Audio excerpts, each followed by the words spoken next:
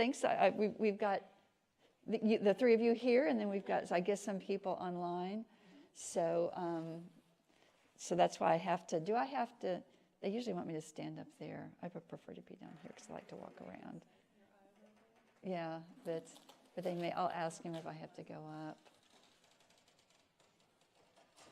Wave at him. He's like busy now, so I'll wave at him. Because they usually tell me I have to stand up here, so I'll go ahead and do it. The problem with standing up here is as I walk around a lot, and I get hit by that light. Just like for a second, I'm trying to get his attention. Do I need to stand here, or can I stand down there? Do I need to stand on this, or can I stand down here? I can stand down here? Okay, great. Thank you.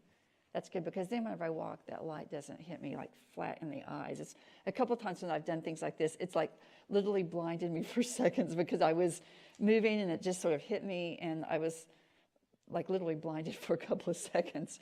And so anyway, well, welcome. I'm Kim Aaron. I do a number of these types of workshops for the Fayetteville Library, mostly just because I think they're kind of fun. And I get to hear a little bit about what's happening in the community, the nonprofit community. I have a boutique consulting company called Power of the P, and I do a variety of mostly strategic planning, capacity assessments, operational reviews, governance training, things like that. I have worked mostly for the Winthrop Rockefeller Foundation. They hire me to do projects for the grantees that they serve. I also do work out of Texas for the Communities Foundation of Texas, out of Dallas. But I also, that's like the stuff I do on the side. And then at this moment, I'm actually the executive director of the Elizabeth Richardson Center, which is a nonprofit that serves adults with intellectual disabilities located up in Springdale. I've been doing that for about 2 years, and I do the other stuff on the side. But today's topic is enterprise risk management, and this is a topic that I find a lot of nonprofits just don't really think about a lot. I think we think about risk management sort of intuitively, but we wouldn't necessarily call it that. So this is really a presentation that just sort of formalizes some of the things that you're probably already doing.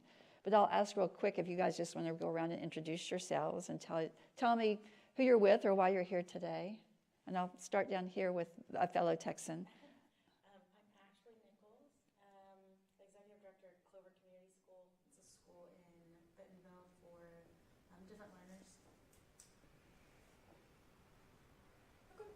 I'm Autumn Crow. I am here trying to learn more about nonprofits. I've been a bookkeeper, tax preparer, all that for many, many years, but I have no nonprofit experience. Okay, excellent. Good. Well, this might ring a few bells for you. Hi, I'm Takema Staten-Brooks. I'm the Executive Director for Magdalene Serenity House. Okay. So I'm new to nonprofits as of maybe 6 months. Okay, wonderful. I'm Odalis Pineda. I'm with the Children and Family Access Center in Rogers, Arkansas. So on behalf of my Director of Operations, I'm here for her. Okay, awesome. Well, I'm familiar with pretty much, well, you don't have necessarily someone, but I'm married to someone like you who is an accounting type person who made his way into the nonprofit world largely because I kept on volunteering him for boards. I would be on boards, and so many nonprofits really struggle with their books and records. And so I was always going, oh, my husband's an accountant. I think he could probably work that out. And so this is a dangerous step you're taking. I'm just warning you, because I would volunteer him to do that. And so he actually kind of really fell in love with the nonprofit world. And he actually is currently the virtual CFO for a nonprofit in Richardson, Texas. He started with them down there, and then we moved to Arkansas. He just stuck with them because he can do pretty much everything remotely that he does for them. So once you get caught, you're stuck, I'll just warn you. And your school I'm not familiar with. We started 6 years ago. Okay. All of our students have tried school elsewhere, and it hasn't worked out. They either sit in hall or get sent home. Right. So all of our students have some kind of diagnosis or trauma history that make other schools just like not. What age groups? We are a K through 8th, but really we're accepting right now 4th through 8th, and then you can stay with us if you want. If you are graduating, you won't graduate with it would be an alternative certification. Okay. Interesting, very cool.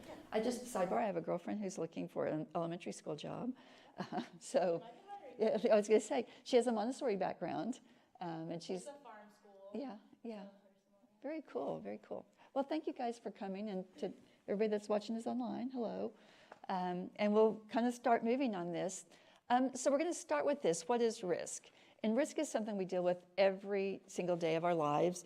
And I can email to Kelly these slides, and she can get them out to you guys. Or if you want to leave me your email address, I'll send them out to you if you want them, so you can just kind of listen and not have to worry. But the idea is nothing is certain, right? Nothing is 100%. There's always some risk with everything that we do. And so in our minds, we are always balancing some risk and return. Even if sometimes it's even like you're getting your car and you're thinking, okay, there's an accident on 49 today. I'm not going to risk being hung up for 20 minutes. So I'm going to take, for me, I can take 265. I can wind over to 265 and take it. But then there's always the chance that there could be something wrong on 265, right? So there's these risk-return things that we weigh all the time. We do it in, our financial lives. Do we want to buy that new refrigerator right now, or do we want to risk that or do we want to wait and see if maybe the price goes down? And so we're willing to wait. The trade-off is time versus getting it immediately and hoping that maybe the price goes down. Those are all like risk-return evaluations that we do in our head all the time, and and it's always what's the benefit of this versus what's the risk. And there's no outcome that's ever 100% certain. So I'm going to show you this chart, and these are things that generally people tend to think about and think about what their risks are, right? And I was looking at this thinking, because I have the actual risk orders, but these are things we think about. We talk to the doctor and they're like, well, what's my risk of heart disease? And they have that formula. There's a formula that they do that takes your blood pressure and your cholesterol and all this kind of stuff and calculates and comes back and says, well, your risk of having a heart attack is 3.5% and the general public is 5%. So your risk isn't that high, we're not going to put you on any medications. That happens all the time. Complications from surgery, an airline crash. Does anyone ever kind of think about that when they're walking the gate, whatever it is, the bridgeway onto a plane? Just even for a second, think about it. Breast cancer, I think, or prostate cancer for men and women, AIDS, a motor vehicle accident, food poisoning, falling, choking. These are just workplace accidents. These are just things. I will tell you, I'm a walking workplace accident. I just am. I'm super clumsy. My husband looks at me and he says, why did these things happen to you? And I'm like, I really don't know. There's just something in my body that has no coordination. I was in consulting for years in Big Four consulting with financial institutions. And literally my friends, my colleagues, if they saw me approaching stairs, they would run up and grab my arm. Because the odds of me going up I'm pretty good, but the odds of me falling down were shamefully high.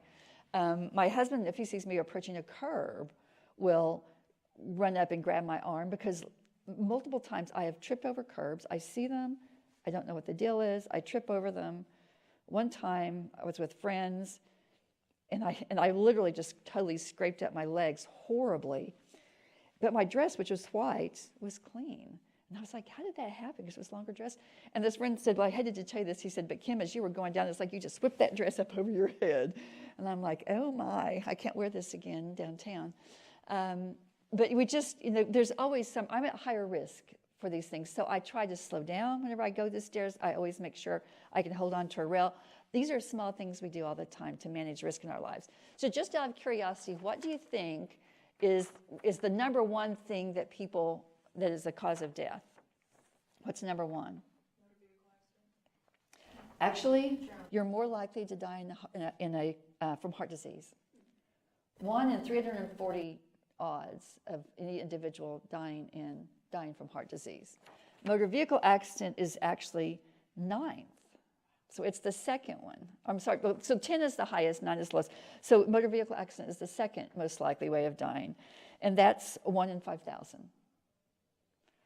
So, someone once said to me one time, I was reading a statistic, I was talking to a friend, and I said, I just saw the statistics on women that have been sexually assaulted. It's 1 in 3. And she said, I've been sexually assaulted. And it just really popped my head back for a second. So, there are these odds that we have. And these are risks, and we don't change what we do every day, right? But we just recognize these are them. Or maybe we do. I've said that I'm a workplace accident, so I do try to be more careful about the things I do. Airline crashes, I think, is interesting. The chance of dying in an airline crash it's actually the least probable cause of death. And it is 1 in 250,000. Now, these statistics are a little older. It might be different now that all the issues that Boeing is having. Because, obviously the fact that no one was killed when that door blew out is absolutely a miracle.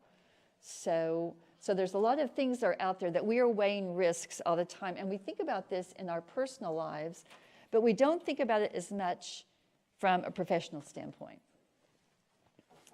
So what is risk management in an organization? It's basically our ability to sort of understand the risks that are embedded in our operations and makes us, it heightens our awareness to what those risks are and the things that we can do to manage them. And you can look at them in isolation in programs and functions across your organization, but then you can also look at them on a macro level, which is called enterprise risk management. So basically, risk management is just saying, okay, I'm going to identify the specific risks in my organization. I'm going to evaluate them because some, just like the list of ways we can die, some are probably the risk is very, very small. You want to decide on things you can do to mitigate risk, and then you want to implement those mitigations if they're necessary, and then evaluate to see if they're really working like you think they should. I guess I have to point at that. Oops, let's go back one. So, across an organization, there's all kinds of things that we have as part of our organization, right? We've got the strategy we use, we've got the programs that we're providing and our evaluation of the effectiveness of those programs. We're doing marketing and development of the organization, which is bringing the money in the door. We've got financial management, which is managing things, the infrastructure and managing the money that's in and the money that's out and how we use it. We've got HR and the infrastructure related to that. Who are we hiring? Are we hiring the right people? What is our turnover? What's our risk if we have super high turnover? What's our risk with that? In my world, the turnover, we're 97% funded by DHS and Medicaid. So that in itself puts us at risk because we don't have a diversified funding portfolio. DHS has not increased reimbursements in years, which also puts us at risk because it's cost a lot more to hire people. We haven't had reimbursement increases since one program 2013, one program 2019, one program 2020. Is anybody paying in salaries to anyone, even the lowest level worker, what they were 4 years ago? But DHS has not increased reimbursements. So that's a risk that we have to understand with our HR staff and it impacts our financial management because it's costing us more to operate than it did 4 years ago because we're totally embedded with a single funding source. We don't have a lot of flexibility. So in many respects, we're a very high-risk organization. The life cycle of where you are, newer organizations probably have less they have to manage than organizations that become more complex. So it's a matter of looking at these things across the board, and they're the things that you're dealing with on an average day, every day, honestly. But the idea is just to start to think of them in terms of how the risk they pose and the benefits of doing things versus the possible cost connected to the risk. And this is very informal, so if you guys want to just ask questions at any point in time, just stop me. I'm from the South, but I talk very fast. Considered, or is this something anybody does every time you make up the shortfall in payroll with private funding sources? Oh, absolutely. That's what all nonprofits should be doing. It depends on your organization, the philanthropy. I'll give you an example. So we have different programs that we operate. Like I said, they're all driven by basically how DHS reimburses us, because there are a lot of rules attached to that. And, and that becomes risk as well, because if we don't comply with the rules, then we can get civil money penalties. So we have one function that we have right now that we are looking really, really hard at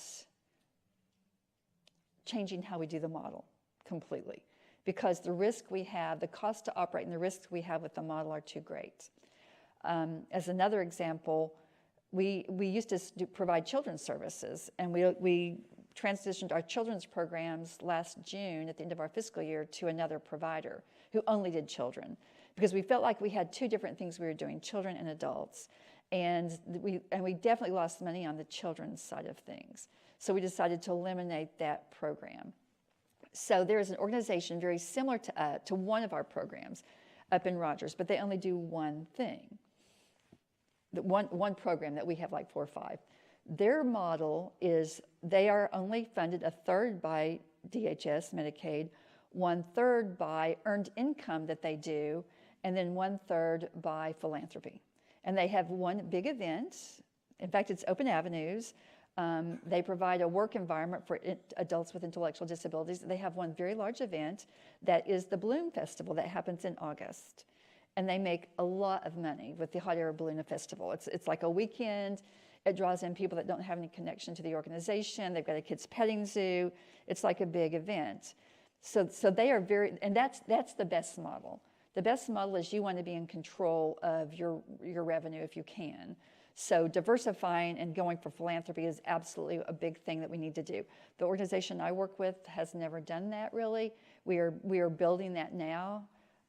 It's just slow going when you've built. We've been around 61 years and we've never had meaningful philanthropy. So trying to bring that in is start it from scratch. It's hard. It's always a little bit hard to get it going. But that's what we're doing.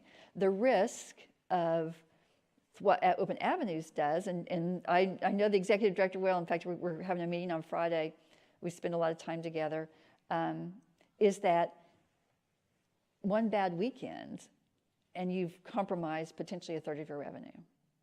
So that's the risk. That's the risk of being dependent on one big event to do it. Like last year, it rained the entire weekend. And I never said, man, did that totally ditch what you guys are doing at all. But I could tell from some of our conversations that they did not make as much money as they probably expected to. And so, you always want to have rainy day funds to tide you over, but that is the risk of one big event. In Dallas, I worked with a large organization that provided, as a consultant, I worked with them to, they provided services to children while their families were living in homeless shelters. So it was a very specific population for a very short period of time. So as long as they were living in one of the homeless shelters in downtown Dallas, their kids could go to this day program for that season that they were in the shelter if they were under 6. The expectation they were in school or something else if they were over 6. They had one big event. They were the first ones that brought in like a performer to come in and do something and kind of, sold, dinner and a movie or dinner and a performance kind of thing for like $150 a shot. They would make, it was 80% of their revenue. And I was doing strategic planning with them. One of the things I said is, you guys have got to diversify. They had a very prestigious board, and it was in Dallas. They're a very prestigious nonprofit in Dallas. They had a very prestigious board, 45 board members that all brought in a lot of money. And so from their perspective, we've got the connections. There is no risk to this. But from me looking at it, as an outsider, I'm going, 80% of your funding is from this event, and you're a multi-million-dollar organization. The risk is just so great. They didn't see it that way because they knew their connections.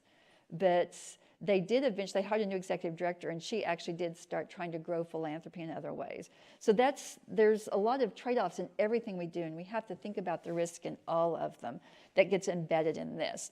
So let's kind of talk about what these kinds of risks are, and okay, right. So this is the way I set them down. You have internal risks and you have external risks. Some of them are just, they're in like operating risk. It's just the risk of being an operating organization. It's pretty much internal. And then you have external risks, things that come from the external environment. A little bit easier sometimes to manage internal risks. Sometimes external risk, you just don't really have that much control over it. If you get a lot of money from an event and people don't want to come to it, then you can't get out there and make them come. Sometimes I can't even get my board members to come to things. It's very frustrating. But I break them down into like basically 7 categories: credit, financial, legal, liquidity, operational, reputation, and strategic. And we'll talk through each of these. So credit risk, a lot of people don't think, will say when I do this presentation or talk to them about credit risk, they'll say, but that's what a bank has. A bank puts out a loan and then you default on the loan and that's the credit risk the bank has. And it's like, yes and no, because there's always any credit risk is any counterparty risk. Anyone that you have a financial reciprocal relation with could be credit risk. It could be, and it could be something that's specific to a bank. For example, a lot of for traditional nonprofits that aren't relying on government funds like we do, the statistics are 45 to 55% of your income will come in November and December. If you're dependent upon philanthropy, because that's when most people give. They give during the holidays when they're feeling generous. They give at the end of the year when they kind of understand what their end of the year budget looks like, and do I need some more deductions or whatever, or I got a bonus and so I'm going to share my bonus. But statistically speaking, many nonprofits get the bulk of their income November, December. I ran a nonprofit in Little Rock that this was the case. And we had a line of credit that we took out because we knew we would have this big influx of money November, December, but then, and that would carry us through probably May or June. And then things would start to get a little tight, May or June, because the lowest giving months for philanthropy are the summer.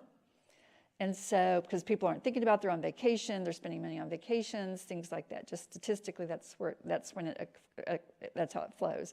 So we take out a line of credit to allow us to pay the bills until the money started flowing in. And then when the money started flowing in November, December, we'd pay off the line of credit.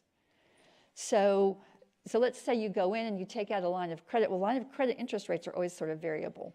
So I might start the year and say, no, I'm going to take a lot of line of credit. I'm going to have to pull it down in July, and there's going to be a 3% interest rate on it. So I'm going to build my budget for that because I know that from history. All of a sudden, the marketplace changes, and that 3% line of credit is now 9%. And it's costing me a lot more. Those are external things we don't have any control over, and the risk I'm taking is that the interest rate is not going to go up. So we have to think, so that's how we can have credit risk. You can also have credit risk, interestingly enough, we have credit risk too with the state. We take care of people. They reimburse us for taking care of them. They may decide not to reimburse us for something. We have actually had instances where it says in the manuals we can be reimbursed for this type of evaluation of a client. So we have that type of evaluation done. We pay for it, expecting the state to pay us back. So suddenly we're a creditor to the state. We have credit risk. The state comes back and says, we're not going to pay you for that. And we're like, it says in your manual you'll pay us. Well, you should have just used your in-house staff to do that. We don't have in-house staff that does that. So suddenly, we've paid for something and the state's not reimbursing us. We have had credit risk. Every service that we provide, we have the risk that the state may not pay us back for it, and we have to be aware of that. One of them that's really very interesting on credit risk is, this is back in Dallas, there is an old theater off of, can't even think of the name of it right now, but it's over in the Lakewood area. So I think it's the Lakewood Theater now that I think about it. Carla Tyson, a name people may recognize, daughter of Don Tyson, sister of John Tyson, that's the chairman of the board of Tyson Food. She gave them a grant for $250,000 to contribute to the remodeling of the Lakewood Theater. She gave them $100,000, so they started working on it. She gave them $100,000 up front, and you've heard of like step down, grants that someone may give you a 3-year grant, and it's like, 150 this, it's maybe $250,000. It's 150 this year, 100 this year, 50 the third year, because the idea is they want you to like supplement their money, and they're giving you some time. I don't know if it was a step grant or not. I know she gave them $100,000 up front. Her commitment was $250,000. They started doing a $250,000 remodel on their theater, and she didn't give them the rest of the money. So they started a $250,000 remodel project based on a commitment for $250,000, and they didn't get it. So they're actually suing her, which is almost unheard of for a grantee to sue a grantor. Who knows why she didn't give him the money? She has it. Who knows? But there's always that risk, right? And so that's why we have credit risk. We have financial risk, which is just we do a budget at the beginning of every year, and we project how much revenue we'll get, and we project what our expenses are going to be, and revenue falls short. That's the financial risk that we're taking. It costs more to do something. That's the financial risk we're taking, because we make a commitment to do it, and then it turns out costing more to do it than we thought it would, and so that's a financial risk we're taking. And these tend to be very interrelated. Some risks in one spot drive a risk in another spot. So you can see if someone doesn't fund a grant or reimburse you the dollars that you think you're going to get reimbursed, then that's a variability in funding that becomes a risk that has a financial implication. And so you have to just think about these things in terms of risk and return. We have legal risk, and that's the vulnerability to lawsuits. We have, in my world, we have a lot of this because of the clients that we're dealing with. Many of them have significant health issues. They may be medically fragile. This was before my time, but this is a number of years ago, but we just paid off the lawsuits about a few months after I started. But we had someone giving physical therapy to a client, and that person wasn't certified in doing physical therapy. And they were doing some kind of stretch on this client's leg, and he broke their leg, snapped their leg. So we were sued by the family, which is what we should have expected, and the insurance company just settled it. It must have gone on for 5 or 6 years because it happened a long time ago. And like I said, we settled it. I signed settlement papers on it just right after I started. So the things we do always can put us at risk from a legal standpoint. Like I said, if DHS comes in and audits us, if we don't fix the things that they say have to be fixed, we are subject to civil money penalties. They can assess a penalty against us for every day that we don't fix it. So there's a lot of risk just embedded in the model that we operate with as an organization. So you can actually also get sued if you get a loan or a grant, or if someone gives you money and says, I want it to be used for this. So it becomes restricted because the donor is only giving it to you for use in this purpose. If you use it for something else and the donor finds out, but you don't want to do that, don't ever do that. But some people have done it. I actually know of an instance where the U of A their sports program was given money, and they didn't use it for the purpose it was meant for. And the people asked for their money back. So you have to use it as it's designated to be used. It becomes restricted when people say, I only want it used for that. If you use it for another reason, they find out that they can sue you to get their money back. So there's a lot of legal risk. Now everybody's thinking, my gosh, why did they even go into anything like this? Yes, what's your name? You missed the introductions. My name is Carol. I am originally from Peru. Okay. I've been here like 4 years. My husband is working at university, so my English is not so good, sorry. That's okay. But I have a doubt about the legal part. I understand when it's not profit company, for say that, if you have a problem, you can have like a problem with the company and also with the CEO or the owner of the company. In non-profit companies, you have the same problem. You can have Yes. a lawsuit that Absolutely. a Absolutely. person with name and last name, Yes. and also the non-profit organization. Yeah. In this respect, this is not unique to nonprofit organizations at all. It's across the board. If I understood your question correctly, it's absolutely across the board. The thing is that I think people in the business world tend to recognize these risks more readily than people in the nonprofit world, because people in the nonprofit world tend to be people that are working from their heart and not so their head. Our board director always is saying this: you've got to balance the heart and the head, the heart and the head, the heart and the head. And one of my first experiences in the nonprofit world, I was on a board of an organization that did a lot of welfare to work stuff. And the executive director had been a social worker that just had moved up in the organization. And she said to me one time, I feel like I'm running a small business, and all I want to do is help people. But at some point in time, a nonprofit is a small business, just like any other small business. And there's a lot that regular organizations can learn from what nonprofits do, but there's a lot that nonprofits can learn from what regular organizations are doing, because this is always these are always the risks that every organization has. Did that answer your question? And so, and liquidity is my big one. Liquidity is like my hot button for risks. And that's the fact that you run out of money. That cash on hand is not enough.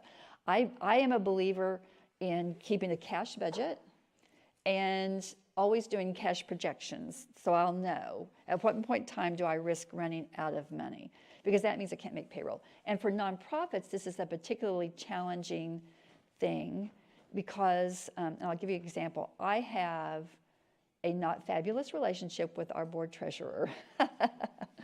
and it's because he insists that everything be done on accrual. And his comment to me is, well, if we're doing okay on accrual, then we're doing okay with cash. And I say, no, that's not true. Because, and he's just a straight CPA tax guy, kind of. And he says, did you have a question? Yeah, can you explain what accrual? Yes, cash and cash. Okay, so good question. So cash means, okay, let's use it. This is an example built on this. So like I said, we get reimbursed from the state. Cash means I don't put on my income, my revenue line, I don't put that I got paid until the money comes into the bank. And then I say, let's say I billed the state for $100,000, but I don't put on my revenue line that I have revenue of $100,000 until the cash comes in. On an accrual basis, I book the $100,000 when I bill it. I book it under the assumption that I'm going to get paid. And so you book. So accrual-based accounting is really, y'all should come to my financial management nonprofits thing that I do on this. But on accrual-based accounting, the only reason you would ever do accrual-based accounting, you have to do it, number one. It's GAAP, generally accepted accounting principles. You have to do accrual-based accounting for your financial statements. Your audit has to be done on accrual-based accounting. Your financial statements, your profit and loss statement, your balance sheet has to be done on an accrual basis. But most organizations do the budget and manage the organization on a cash basis, because I can, like I said, I might put $100,000 in revenue down, but if they haven't paid me yet, I don't have the money to make payroll. And that's the liquidity risk.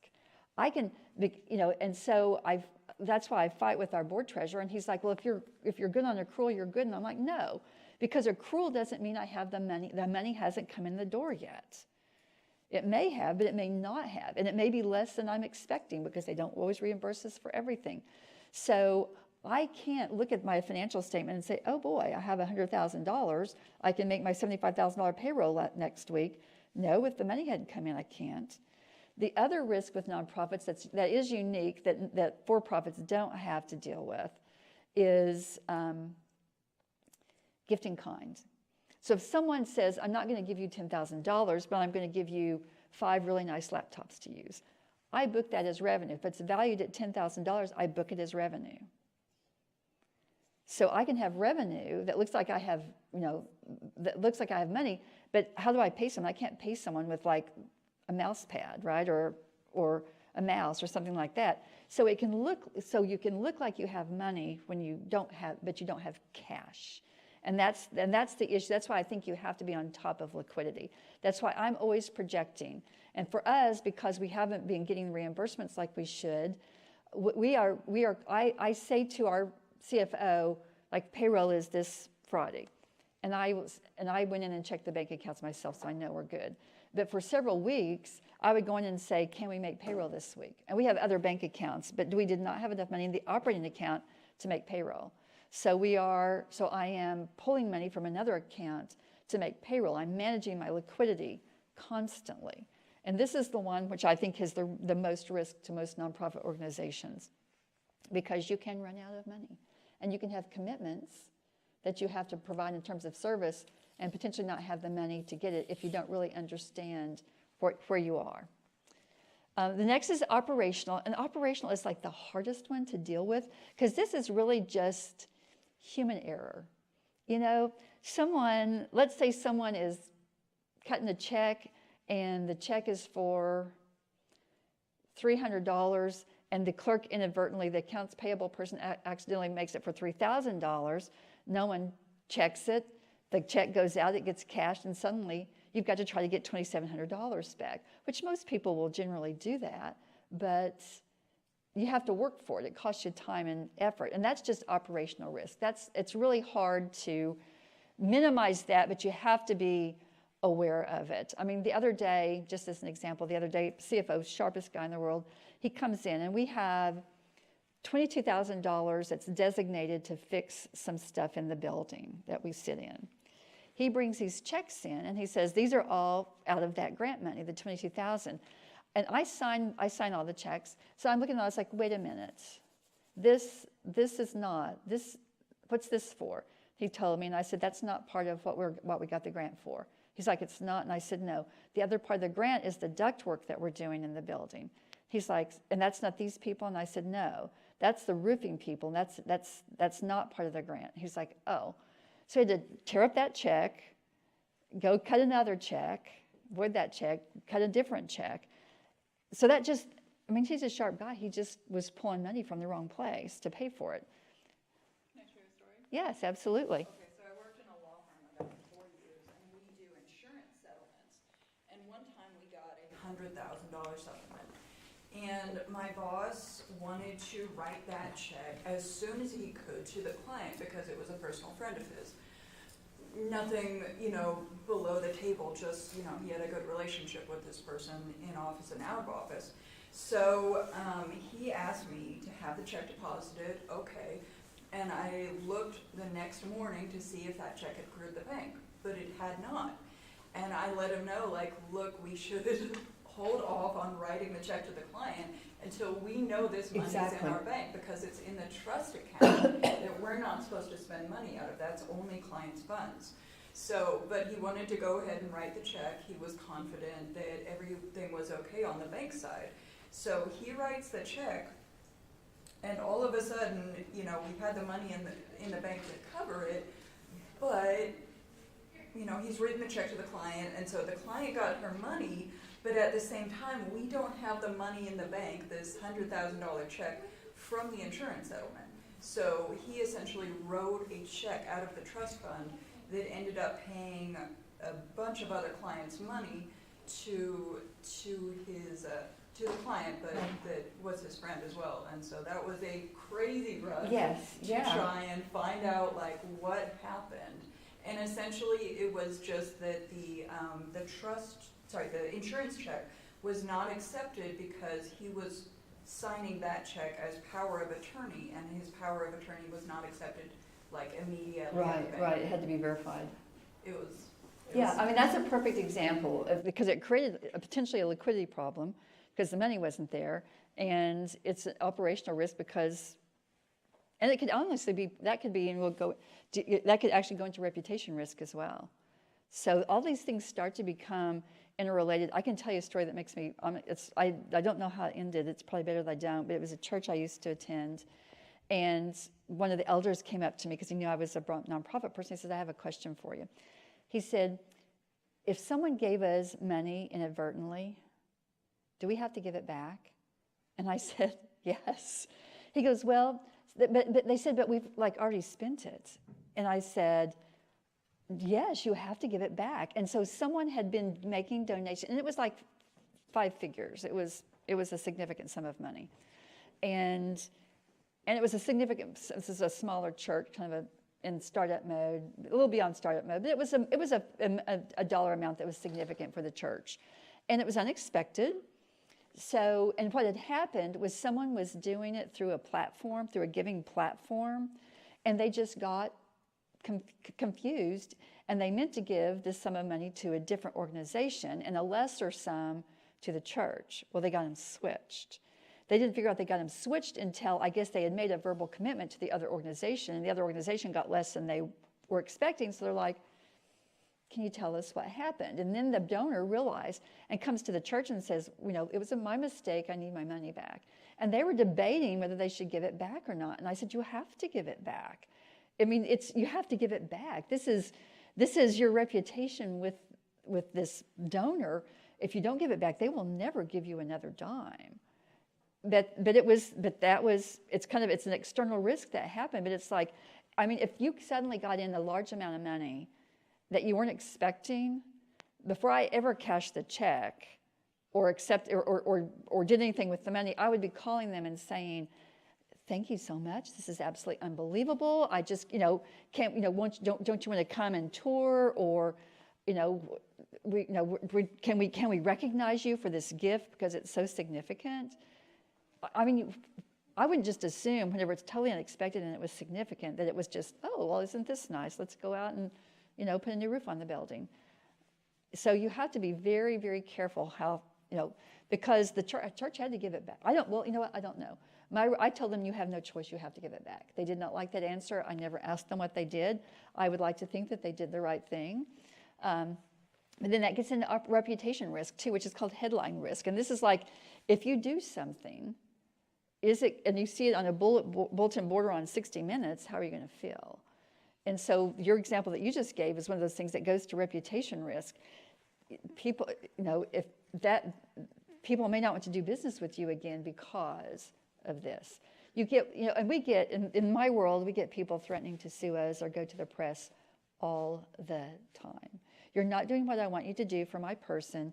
I'm going to call the newspapers or the TV station. And I just have to say, let's look at the situation. Have we done something wrong? If not, then I'll just say, you do what you need to do. And sometimes you do get out there. And when I was running a nonprofit in Little Rock, we decided we were failing. When I took it over, it was failing, which I did not understand and the board did not understand, but I figured it out pretty fast. And so I was doing everything I could to turn it around. And what I realized is it was a food bank, and we were putting food out in the entire state. And we didn't have the money to put the food out in the entire state. And so I cut our region back to where the need was the greatest, which was in the Delta. Because in talking to the state and the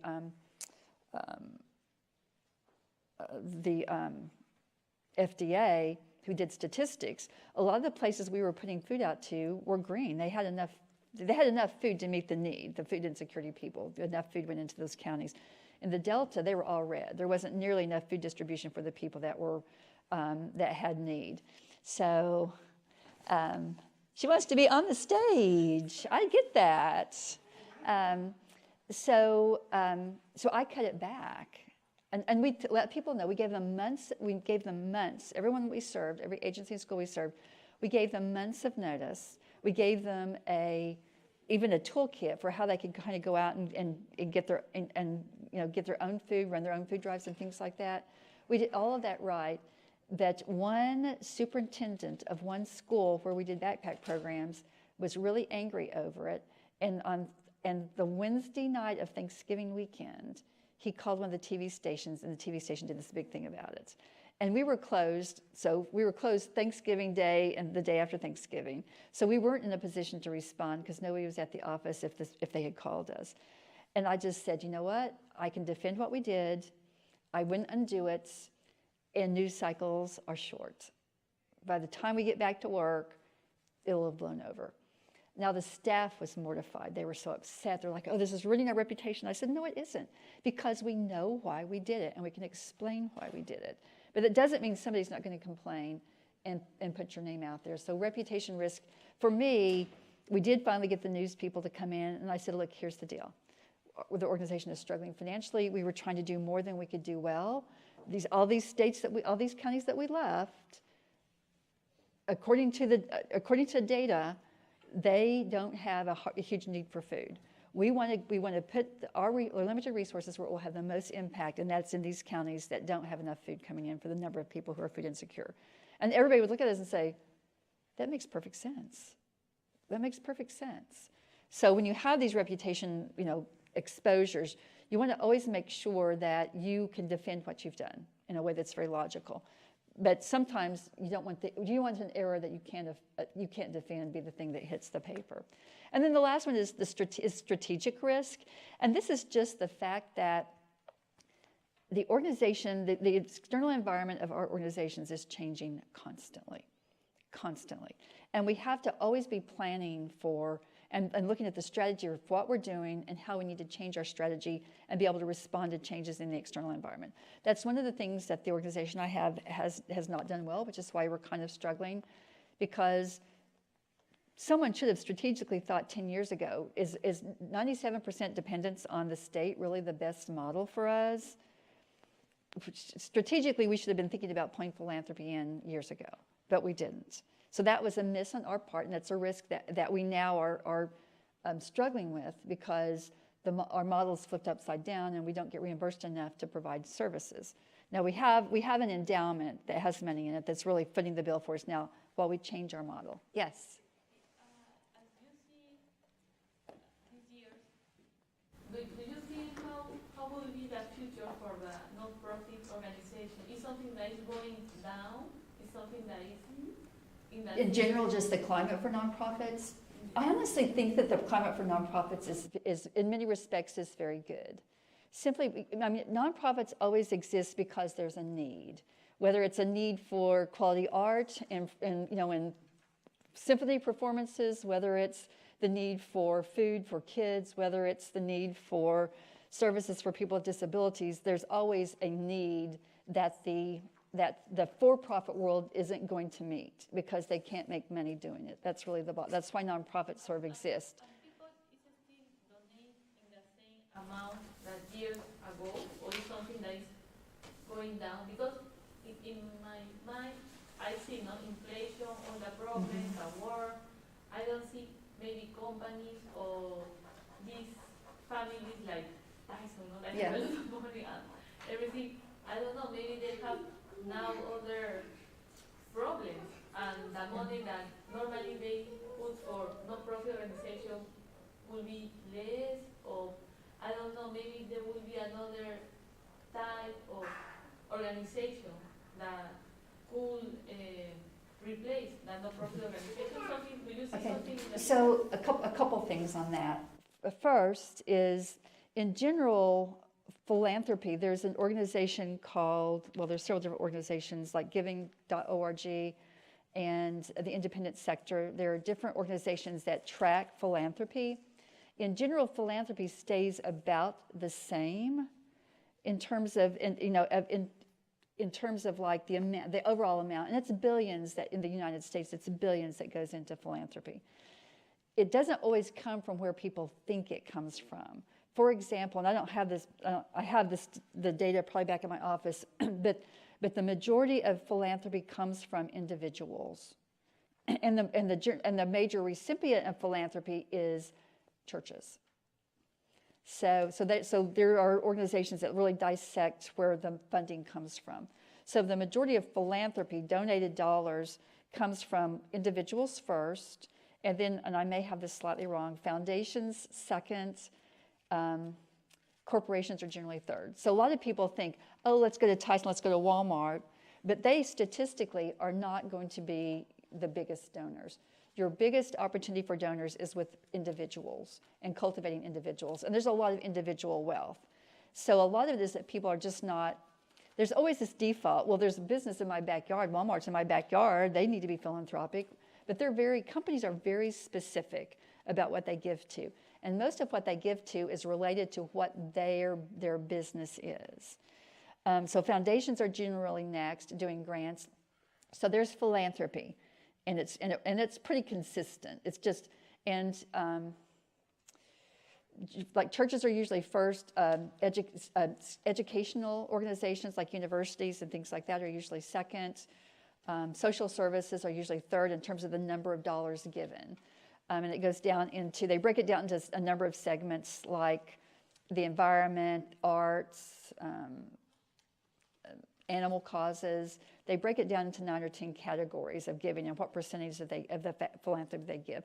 That changes. So that's why there's some kind of ups and downs. But in general, the amount of giving is pretty stable. What state do you think gives more than anyone as a percentage of their income? Utah. And why is it Utah?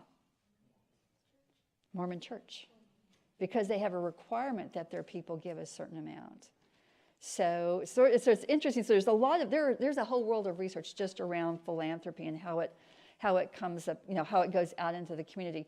But my predisposition is philanthropy is always a variable, right? I can't necessarily control it.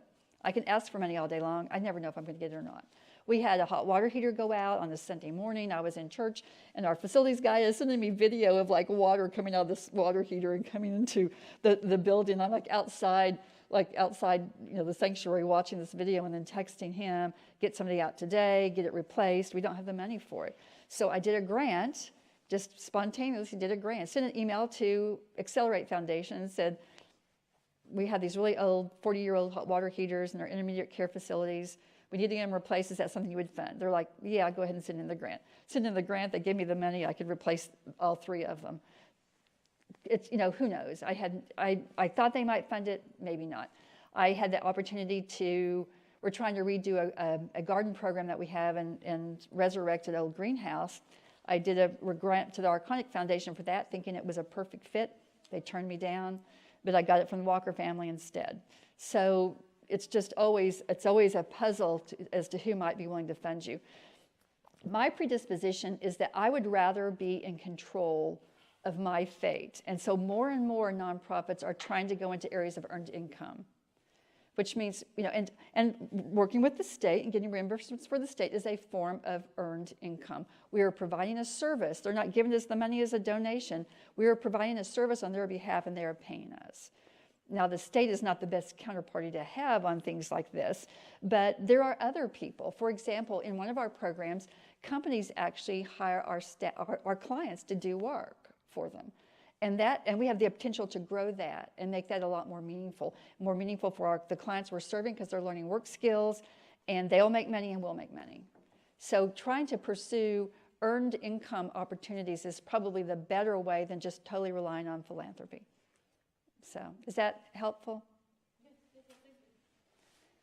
So let's talk about how do we kind of assess risk. And I love this cartoon. I resolved to stay away from all unnecessary risks while the sheep and the wolf was right behind them. And that's just a picture of the fact that there's these risks around us, and we just are kind of like, we're just not seeing them because we're not looking for them. So this is the way you kind of rate them, is you kind of go through, and I'll give you this sheet just as an example of something. We don't use this at my organization right now just because we have a risk assessment that we have to do that the state requires us to do. So it looks a little bit different from this. Do I need one more? Okay. So, but this is an approach I used to always use. But I just would walk through and say, okay, where do I maybe have any of these types of risks? And I just write a little description of it, and I look at the likelihood of it happening. So is this for sure going to happen? And you can rate it 1 to 5. I mean, so is it absolutely going to happen? Is the risk pretty high? It's like it could possibly happen, but maybe not. But you just sort of rank them like this. It's, yes?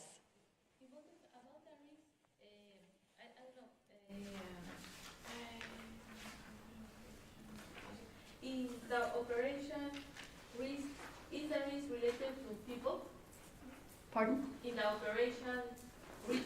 Is people? Well, it's not people, it's people making errors. So for example, if you're an organization that has a lot of transactions, like you're inputting a lot of information, that risk is high that someone could transpose a number.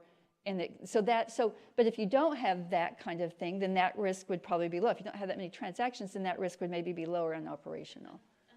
About that part of people,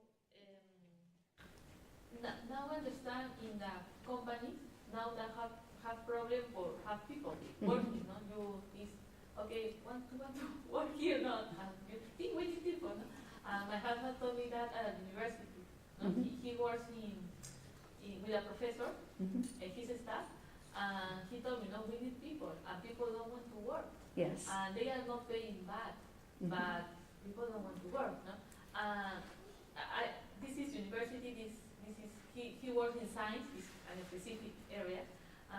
My question is, in non-profit organization, is possible to have that problem? Yes, absolutely, absolutely. What is the factor why people don't want to go to? Well, I can tell you, we have in general, I think I started to say this earlier and I got sidetracked, but in the world that I work in, and nationally, our turnover for an organization like us is 55 to 60%. It's huge. So we have a huge risk that we are constantly turning over staff, and we have a fixed set of clients.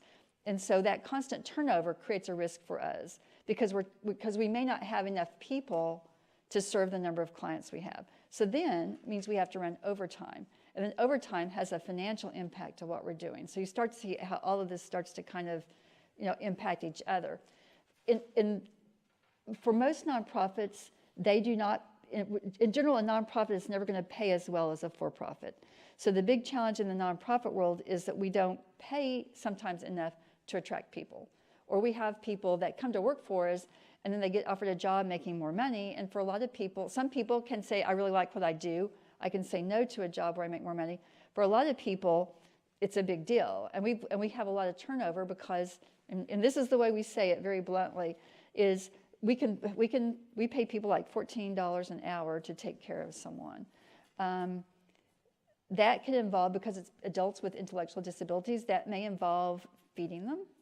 It may involve taking them to the bathroom and toileting them. And so what we say is, would you rather work at Target for $16 an hour, or would you rather work for us at $14 an hour and have to take people to the bathroom, adults to the bathroom? It's hard for us to get people, unless they just really feel called to serve this population. It's really hard to get people to want to come to work for us, which is why across the nation we have such high turnover. This type of organization does. So in general, it's harder for nonprofits, I think, have more risk around the operational side of things, simply because we don't pay as much as the for-profit world does. And sometimes the people that do come to work for us are not as skilled, so they're more apt to have errors in the work they do. Now with us, we're very fortunate in that a lot of the people that are in our organization are there because they love it. Because let me tell you, if you ever come to our location, you will feel like a rock star. People want to know what your name is. They want to know about you. They want to greet you. And when you come back again, they're going to remember you.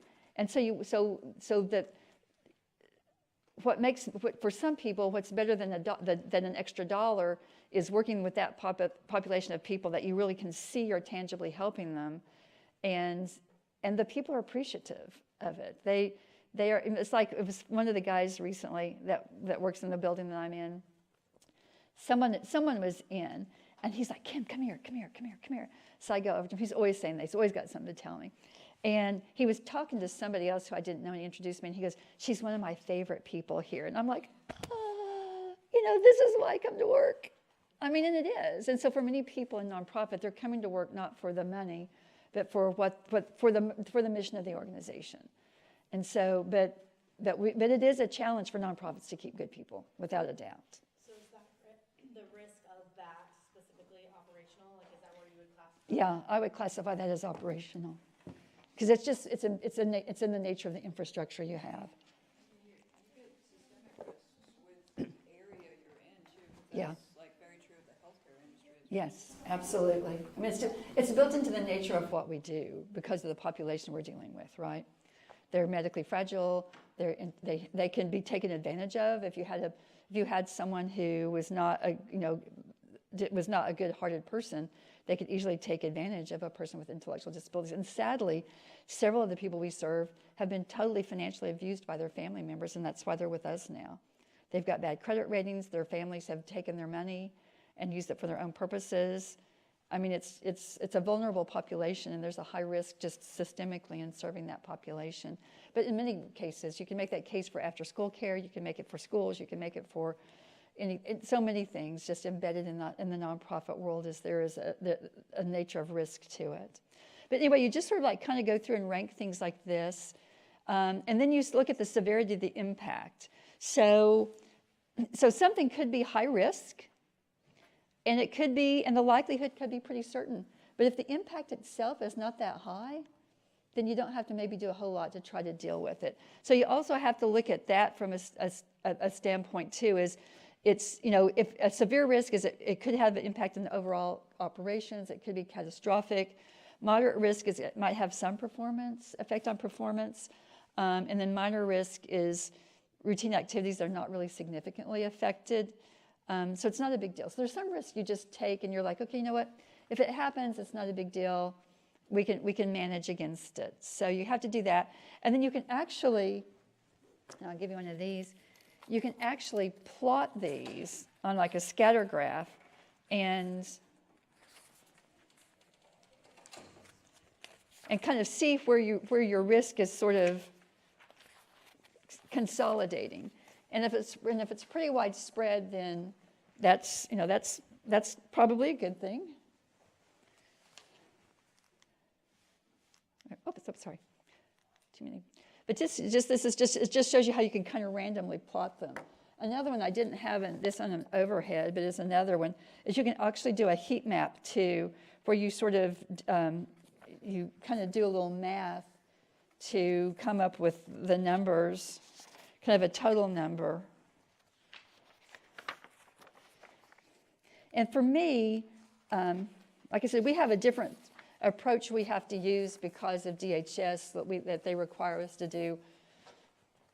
They require us to do performance evaluations a certain way. They require us to do risk management a certain way, safety a certain way. So there's a big burden, honestly, in doing work with them. But what I found was sometimes getting my board to really understand and appreciate that a nonprofit is actually more complicated than many for-profit organizations for a variety of reasons. The biggest one is that is the multiple stakeholders. And nonprofits are unique from for-profits in that the people that are receiving the services are not the people that are paying for it. And what the people that are receiving services might want and what the people that are paying for it might want to pay for are different. So that in itself makes a nonprofit a very complex organization.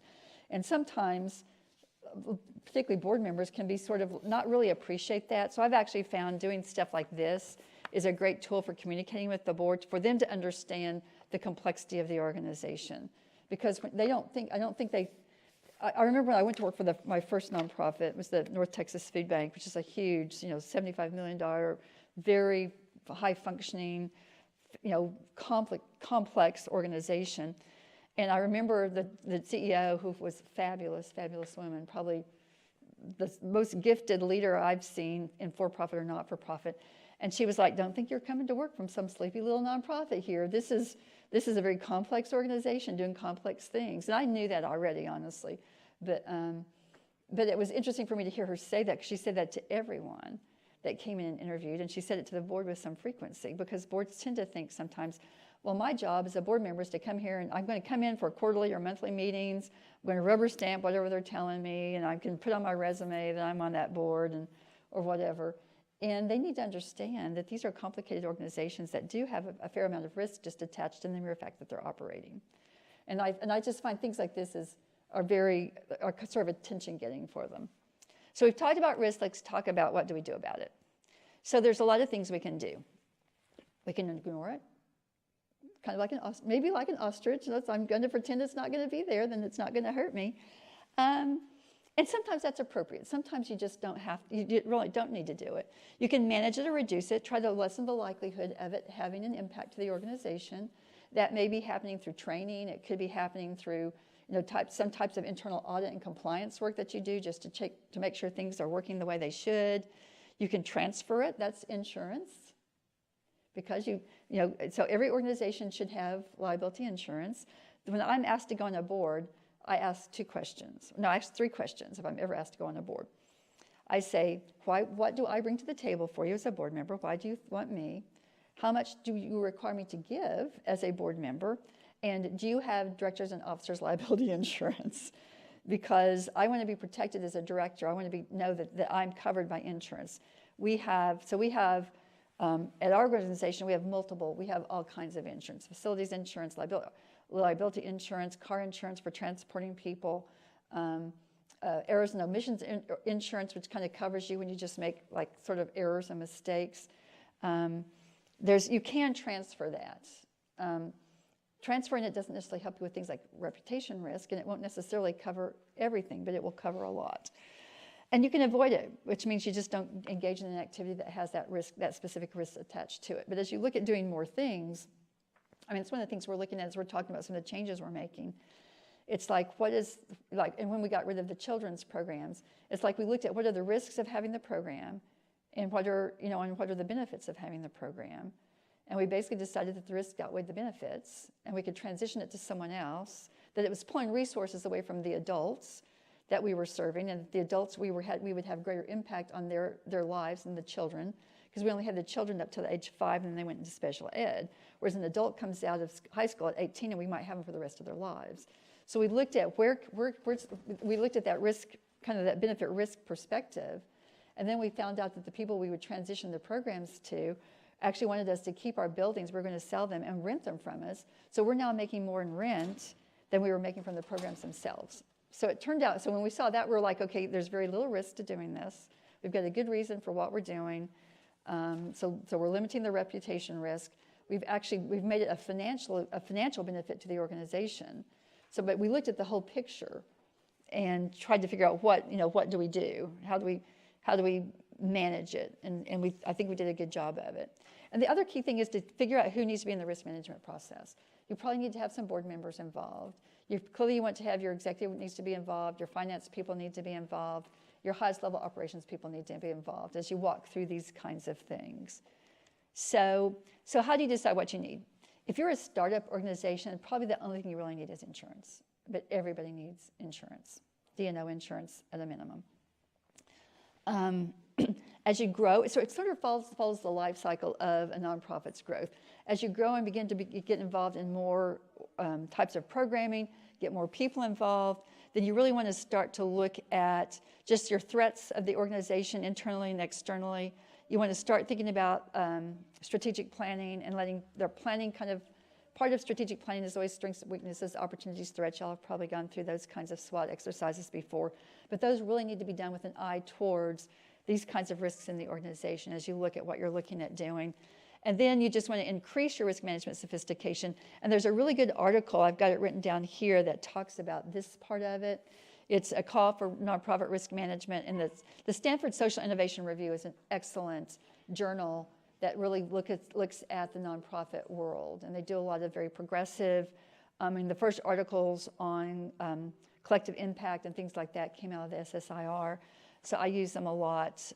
They tend to be almost provocative sometimes in some of their positions that they take, but they make you think as a nonprofit executive. And this is a really great article that they have. But those are the kinds of things you do. So just kind of recapping, we talked about identifying specific risks, kind of evaluating their impact, figuring what we can do, and then you start doing what you're doing and then evaluate whether you feel like you're adequately identifying and managing risks. And one of the things I like to end this with is, I think there are risks that we all, there are risks in life that maybe some of them we need to think about taking. And so this is kind of like, things I remind myself of sometimes it's when I have moments to reflect or whenever opportunities come in front of me. These are things I think about. I want to take the risk of doing the road less traveled sometimes. I want to risk getting turned down, and that's a really hard one for me because we all want to be loved and accepted, right? So risking getting turned down is hard. In the nonprofit world, I've learned to accept that better because there tends to be a lot of rejection when you're asking for money. And so so it was a process for me to learn to not take that personally. Risk making a mistake because that's how we learn. Many of the leadership gurus, John Maxwell in particular, says failing forward is the best way. Just fail, but fail forward. My uncle used to say, Kim, anything learned easily is easily forgotten. If it costs you something when you learn it, you'll always remember it. So I think about that when I am afraid to do something because I'm afraid I'll make a mistake. Risk failing, I think the last 3 organizations I've taken over were failing. The first one I didn't have any idea, but once I got in there, I realized that it was doing good work and we needed to turn it around. And so for whatever reason, that tends to be the thing I end up doing, is going into organizations that need to make a big change to survive. But you have to risk failing to do it. You have to risk having your name attached to it as the person that was there when it tanked. It's a great motivator, I'll say that. Putting things on the line, missing out to achieve something greater, risk not being good enough, risk launching too early, which is another one that I have a problem with because I can get into analysis paralysis. So I have to tell myself I have to risk just pulling the trigger and doing it. Risk admitting you don't know, and risk being transparent. And one of the things I tell everyone when either I come into a new organization or I'm hiring new leadership is I say there are 2 3-word phrases that are very important to me. I don't know, and I screwed up. And I will respect you to the end of the day if you're willing to say, I don't know, and I screwed that up. Because then I know I can trust you and we can work together. But these are things that it's hard for people to risk saying, I don't know, or I screwed up. So anyway, that's kind of it. Thank you, guys. Any questions? I mean, I know you've asked them in between, but any other questions? Yes. Okay. Well, you talk a little bit about insurance and nonprofits having insurance. How do you know when it's time to review your insurance? Like, isn't that a risk? Yeah, it absolutely is. We actually, a lot of that is just trusting your broker. And we sit down with our broker every year. In every place I've ever been, we sit down with the broker every year and we review everything and say, and we've added this, we're doing this differently, do we need to change anything? And we look for them to give us counsel on that. But we absolutely do. We don't just let it roll. We schedule an appointment with them every year when it comes up, and he comes down and we go through everything. We go through all the claims that we've had. We go through, we do it even with our workman's comp. We go through all of our claims. We review our claim. There's like a claims number that's just, like a ratio that's given to you on workman's comp. We go through that. We look at whether we think that is, we need to be upping anything, just if we're going to be expanding our operations. We go to them for just about everything, for their advice on that. We reach out to them when we have something happen and say, is this covered? I mean, we actually had an employee that we had to terminate that hasn't sued yet, but I feel pretty certain they'll sue. And we're fine, we're grounded, but I'm pretty sure they're going to sue anyway. And so first thing I did was call him and say, I want to just make sure we're covered for this. He's like, send me the documentation that you've done of everything. Send me the documentation we had so that we are lined up and ready to go. So we just have that kind of relationship with the broker. And so I would just encourage you to have a broker that you really trust. I don't know, but it's possible that you have your own company and also have a non-profit company that can work together, something like a partner. So. Do I? Are you talking about mine? No. Okay, just in general. Sorry, because I do have a company and I do work for a nonprofit. Yes, no. It's like for example, you have a company that related with food, and you want to have a non-profit organization that helps with food. Something there is like a model like this. Well, here's the deal with nonprofits. A nonprofit cannot be owned. It cannot have shareholders. That's what makes it different. A lot of people think, in fact, I had someone say to me, well, the nonprofits are public sector, and I said, no, they're private sector. I can't say I work for I work for the private sector. A nonprofit is chartered like a for-profit is chartered.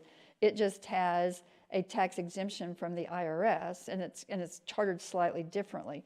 But we're both private organizations. The unique thing is a nonprofit cannot be owned.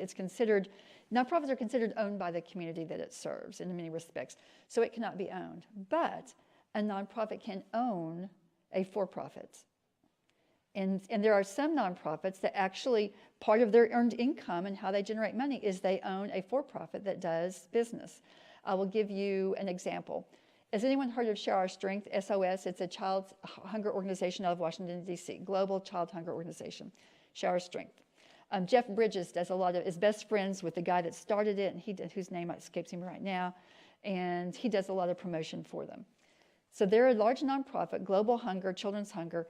They own a for-profit company called Community Wealth Ventures.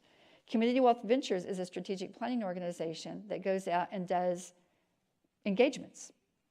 And their money helps fund the not-for-profit. So a not-for-profit can own a for-profit, and it can be a money-making for-profit. And that's actually a pretty good strategy.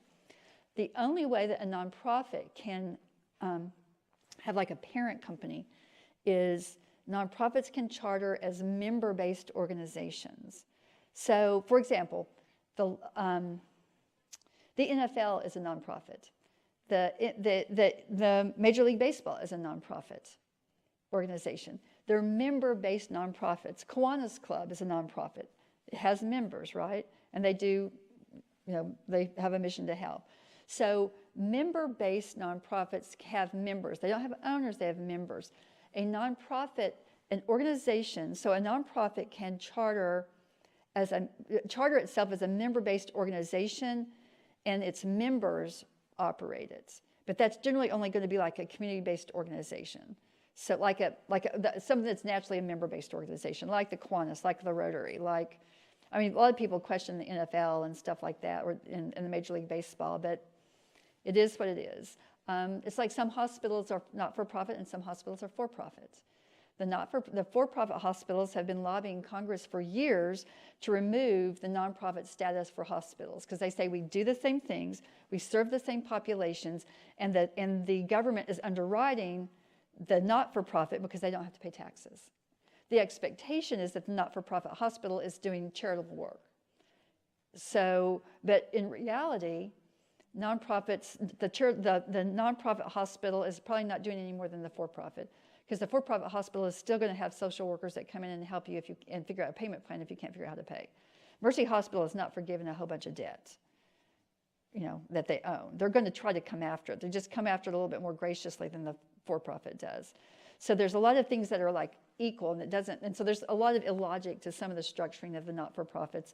But I'm a big fan of the idea of forming a nonprofit and then figuring something that you can do, or a not-for-profit, and then having to own a nonprofit that generates income for it. But again, that creates a whole other set of risks. So anyway, is that helpful? Okay. So if the nonprofit has a for-profit, does that factor into the 1/3 of your income must be charitable? It can. It's probably not good. The odds are it's probably not going to tip you on anything, because you have tipping, right, that you get into. It's basically public. You have to just you have to be mostly supported by the public.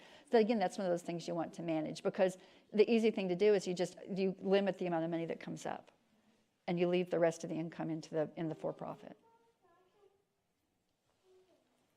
because it's dividending up. Anything else? Well, again, if you want to copy the slides, just give me your email address and I will, or you can email me if I go back to the beginning.